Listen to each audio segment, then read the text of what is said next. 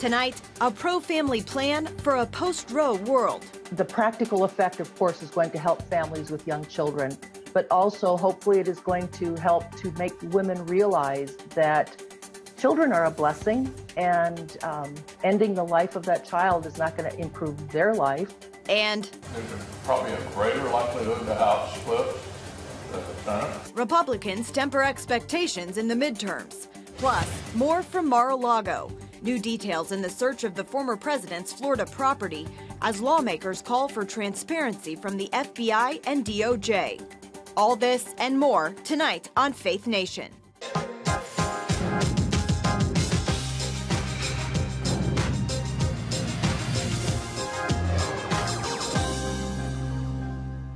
The work ahead to protect families in a post-Roe world. Welcome to Faith Nation. I'm Caitlin Burke. The bombshell decision this summer to overturn Roe v. Wade is still having ripple effects across America. The seismic shift leaving much to be done in the eyes of pro-life supporters when it comes to supporting families. Some members of Congress are working on a plan they believe would do just that. It involves direct payments to low-income families, but it could be a tough sell to conservatives. CBN News Capitol Hill correspondent Matt Galka brings us a look at the proposed legislation. Matt? Caitlin, the initial reaction to the Supreme Court decision returning abortion to the states was that it could mean momentum for stronger pro-life legislation. It's also served as a catalyst for an idea not necessarily embraced by some conservatives. While the reversal of Roe v.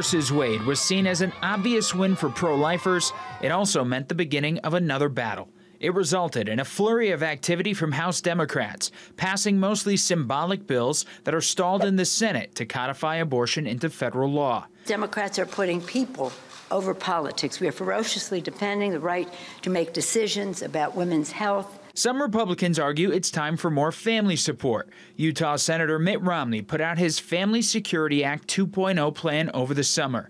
It's meant to ease economic hardships on families. Finances are often the #1 reason cited by women seeking an abortion.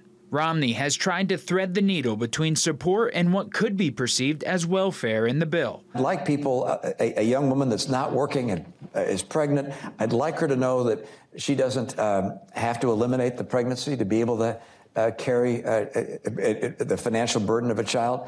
But I understand that we don't want to create any potential incentive for people to become entirely dependent upon government. For more than a decade, economist Abby McCloskey has advocated for a greater government response to the struggles families and single mothers face. There has been hesitation, I think, on the part of conservatives to rally behind these policies to the extent they're seen as a new entitlement or new spending and new federal overreach. And, you know, as a conservative, those concerns are ones I take seriously as well. That said, I think the purpose of government, even for the most conservative of us, is to provide a safety net for vulnerable people. Romney's plan has also earned some support from major pro-life advocates, including the National Right to Life Committee. The practical effect, of course, is going to help families with young children, but also hopefully it is going to help to make women realize that children are a blessing, and ending the life of that child is not going to improve their life. Romney's plan isn't the only GOP effort in the space. Florida Senator Marco Rubio has sponsored a plan that also includes a tax credit, plus expands into areas like paid leave, adoption, and crisis pregnancy centers. You can read more about both of those plans on cbnnews.com. Caitlin? Thanks, Matt. We are a week away from the next major primary race in America, and midterm elections are in just over 2 months. Polls show the red wave, once predicted by many, may be fading, possibly due in part to the policy wins by the Biden administration and legal trouble for former President Trump. Even so, as White House correspondent Abigail Robertson reports, Republicans do have some things working in their favor.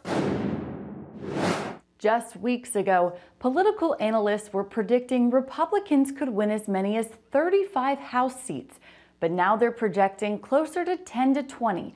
And even GOP leaders are saying Democrats could keep control of the Senate. There's probably a greater likelihood the House flips than the Senate. While GOP anger over the FBI raid of former President Trump's home energized his supporters, Republicans want the media focused on President Biden's policies and economy, not Trump's handling of classified documents. He should have turned the documents over and apparently had turned a number of documents over. George, what I wonder about is why this could go on for almost 2 years and less than 100 days before the election. Suddenly we're talking about this rather than the economy or inflation or even the student loan program. After Facebook's Mark Zuckerberg revealed the social media giant limited the Hunter Biden laptop story due to an FBI warning, Trump took to his Truth Social platform, repeating claims of, quote, massive fraud and election interference, and calling for a new 2020 presidential election. Political strategists question if Trump's return to the spotlight is causing the GOP to lose momentum. He is making himself a part of this election that maybe voters don't like the job President Biden is doing, but they're being reminded about some of the things that they didn't like about President Trump when he was in office. And that creates a murkier playing field and makes it more difficult for Republicans to make gains in the House and the Senate. But Inside Elections' Nathan Gonzalez claims Republicans don't need a wave to win back the House and Senate. The Democratic majorities are so narrow. Republicans only need a net gain of 1 seat in the Senate. They only need a net gain of 4 seats in the House. So they don't need this seismic political wave in order to get to the majorities. President Biden will kick off a stretch of midterm campaign events in Philadelphia on Thursday with a primetime address on the continued battle for the soul of the nation and why voters need to protect our democracy in November. Reporting from Virginia, Abigail Robertson, CBN News. Thanks, Abigail. Here with us now is Democratic Congressman Ro Khanna from California. Congressman, thanks for joining us tonight on Faith Nation. As Abby just mentioned, the president has a major address Thursday, and today he made his bid for re-election in 2024 official by filing with the FEC. I'm going to put you on the spot here. Do you want to see President Biden as a Democratic nominee in 2024? I do. He has led well. He has passed the American Rescue Plan, the largest infrastructure bill since Eisenhower, the Inflation Reduction Act, which is going to bring manufacturing back to the country. So he will have my support. What impact do you think the Biden administration's recent legislative wins and policies will have on independent voters in the midterm elections? Well, it's our job to get the message out, but if we do, I think it will help. For example, I'm going to Ohio on September 9th. Because of the CHIPS Act that I helped co-lead, it was bipartisan with Senator Todd Young and Senator Schumer. We have 2 semiconductor factories coming to Ohio, $20 billion. That is a step in bringing manufacturing back to America. If we can get that message out of what this legislation is doing, I think it will help Democrats. Definitely an important step. Now, Congressman, you are a Democrat from Silicon Valley, but you've recently been on a 3-state tour through the Midwest, pitching a message of new economic patriotism. Tell me what you mean by that. We made a mistake in this country for the last 40 years. We shipped our production offshore. I mean, we can't make masks in America. We can't make baby formula in America. We aren't making semiconductors in America. And I'm concerned that China is getting ahead of us in production. We need to come together as a country to produce things again, to make the next generation of manufacturing, and we need to revitalize our factory towns across this country. That can be a bipartisan priority. I call it a new economic patriotism.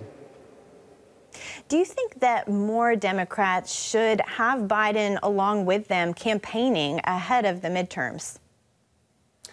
I do. You know, I don't think you can run away from an incumbent president in your own party.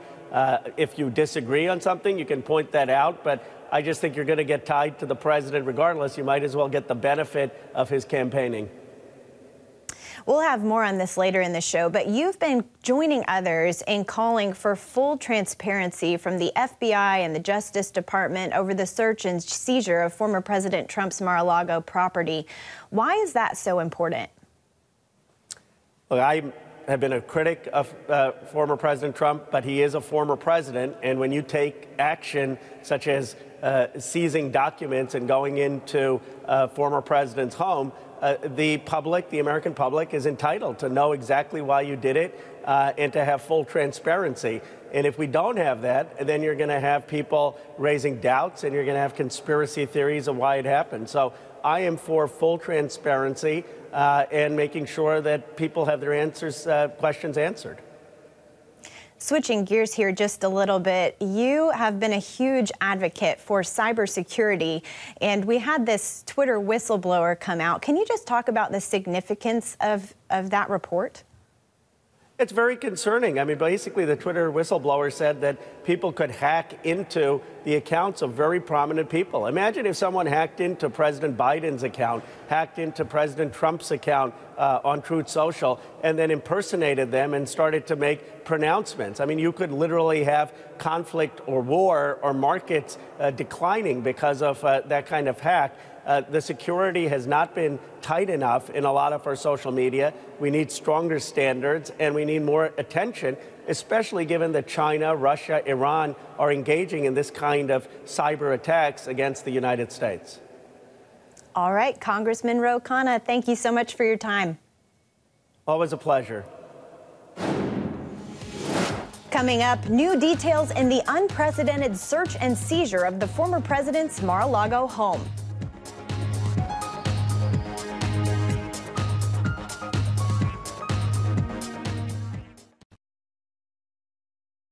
President Biden was in Pennsylvania today to talk about his plan to bolster police forces across the nation and reduce gun crime. Highlights of that plan include training 100,000 officers over the next 5 years. He's also renewing a push for a ban on assault weapons, spurred by Congress passing the first major federal gun safety legislation in decades earlier this summer. Biden is sharpening his message ahead of crucial midterm elections that will decide who controls Congress.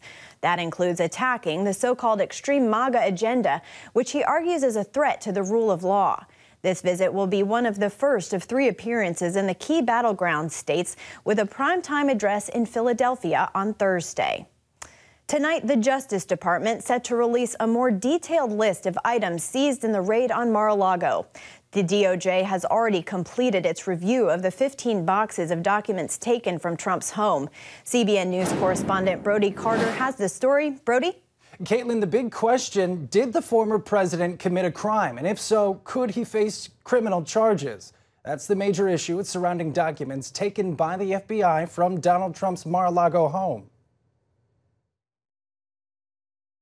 It is possible that it could be an indictment from the Justice Department, but we don't really know that at this point. It's really an unknown. They haven't given any signals of whether they would do that or not. Dr. Mark Clausen, professor of history and law at Cedarville University, says the issue comes down to the legal statute. Whether it would be under the Espionage Act or the Records Act, both would require evidence that Mr. Trump showed intent to commit the crime. Even if you do indict, even if you do prosecute, even if you do have a trial, we don't have any idea. In fact, it's less than likely that he would be actually found guilty. Donald Trump claims many documents seized belong to him and not the U.S. government. That's why he wants an unbiased third party or special master to go through the documents, hoping a decision will be made removing them from the case. The DOJ's response could come as early as Thursday at a special hearing. The search warrant affidavit used to justify the action documents 14 of the 15 boxes taken from Trump's home have classified markings ranging from confidential to top secret. Informants also note documents are marked with shorthand notations indicating top secret human clandestine operations unknown to the public or U.S. adversaries. Other documents could indicate requests to surveillance foreign spies inside the U.S. The investigation is intended to determine whether those documents, under lock and key in Mr. Trump's home, are worthy of an indictment. Then the other thing is the new information that's coming out about the discussions that took place before all the raid took place, and why then it was so necessary for the Justice Department to act so hastily in that. There's obviously many moving pieces, and the investigation slowly becoming more public as the legal back and forth continues. Thursday, we will learn if former President Trump, will be granted his request for a special master. Caitlin, back to you. Thanks, Brody. Nerves over a nuclear power plant's fate. The latest on the Russian invasion of Ukraine when we come back. International inspectors are hoping to prevent a radiation disaster in Ukraine. They're heading to the Zaporizhzhia nuclear power plant, which sits in the midst of heavy fighting. The team from the International Atomic Energy Agency will assess damage to the Russian-occupied power station, with both Ukraine and Russia exchanging accusations about who's responsible for ongoing attacks around the complex. Meanwhile, the Ukrainian military is making advances. President Volodymyr Zelensky reporting that Russian forces are being pushed back to the border in a counteroffensive to take back Kherson, an area north of the annexed Crimean Peninsula.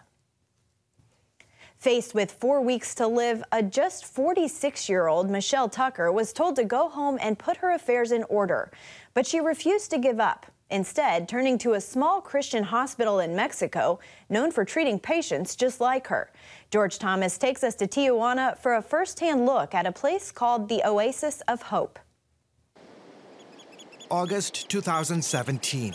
Michelle Tucker remembers the words from that day in the doctor's office as her oncologist delivered the news. I was told I had about 4 weeks to live, to go home and get my affairs in order. The 46-year-old mother of 3 had battled cancer since she was 19. It started in her breast, first spreading to her thyroid, and then pancreas. I figured I would take my children maybe to the beach for the first week of those 4 weeks and just sit on the beach. But at the same time, I had the attitude of like, who are you to tell me my expiration date? There's only one person that can do that, and that's not a doctor. No offense to medicine. That's the man upstairs. In desperation, she researched alternative cancer treatments and ended up here at the Oasis of Hope Hospital. If you get diagnosed with cancer, you're not going to travel to Tijuana, Mexico.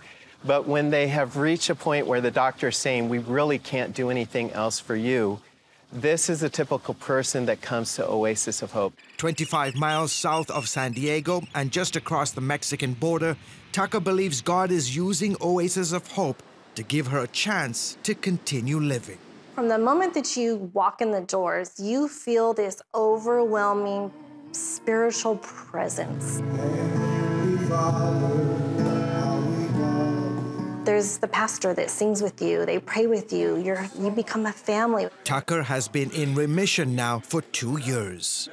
Oasis of Hope was started in 1963 by the late Mexican doctor Ernesto Contreras Sr., who believed in taking a holistic approach to fighting cancer.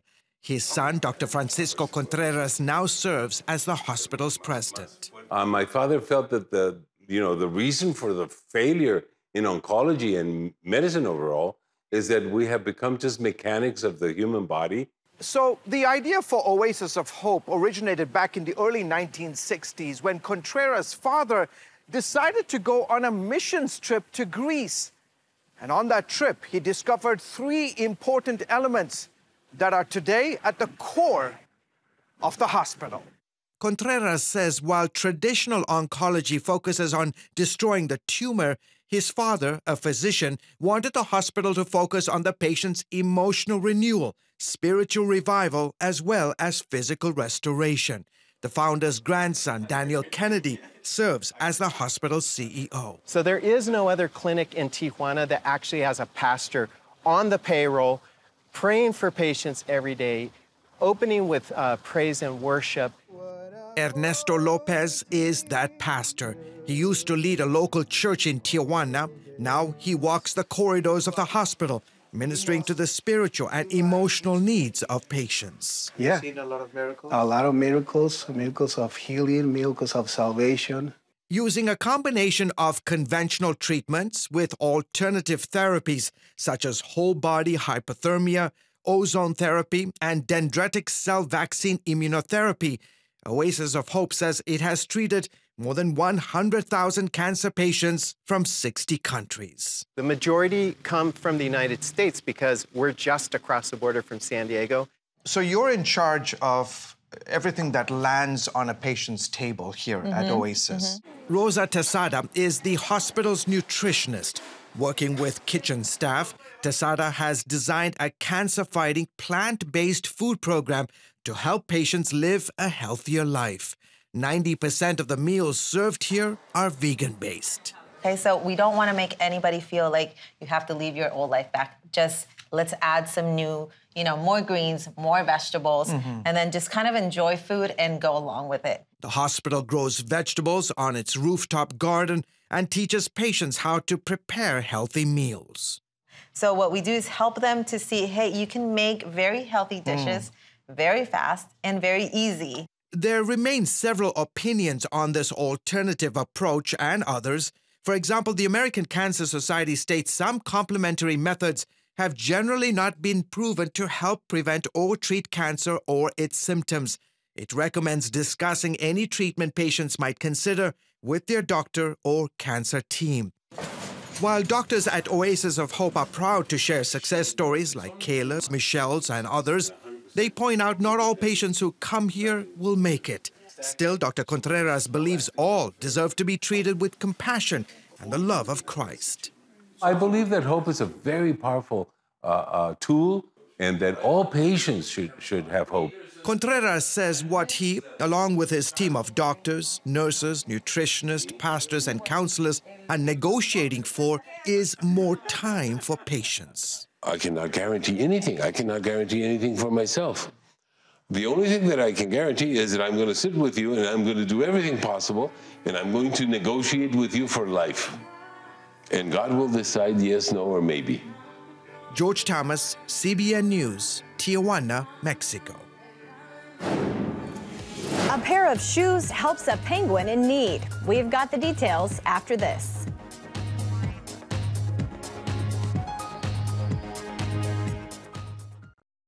Finally tonight, how Lucas got his waddle back. A 4-year-old penguin at the San Diego Zoo suffers from a degenerative foot condition.